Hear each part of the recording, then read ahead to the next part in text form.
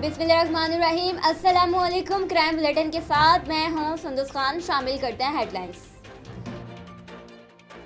सरजानी में डकैतों का राज। पुलिस की वर्दी में मुल्जिमान ने पेट्रोल पंप पर मौजूद सार्फिन और मुलाजमीन को लूट लिया।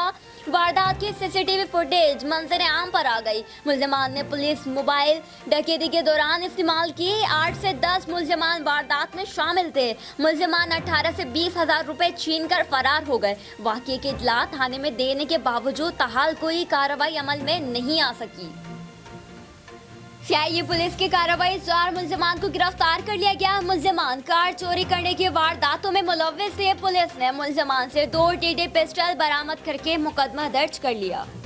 कराची पुलिस की कार्रवाई, मोटरसाइकिल लिफ्टिंग बत्ताखोरी में मुलव्विस मुतादिद मुल्जिमान को गिरफ्तार कर लिया गया। मुल्जिमान के कब्जे से मोटरसाइकिलें, असलहा और मंशियात भी बरामद कर ली गई। मुल्जिमान के खिलाफ मुकदमा दर्ज करके तफ्तीश शुरू कर दी गई।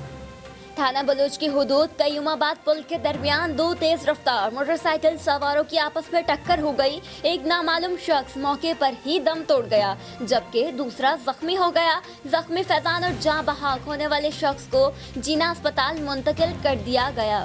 फिल वक्त इतना ही। मज़ीद खबरों और अपडेट्स के लिए विजिट कीजिए हमारी वेबसाइट csnlive.tv। इसके अलावा आप हमें फेसबुक और ट्विटर पर भी ज्वाइन कर सकते हैं। देखते रहिए CSN।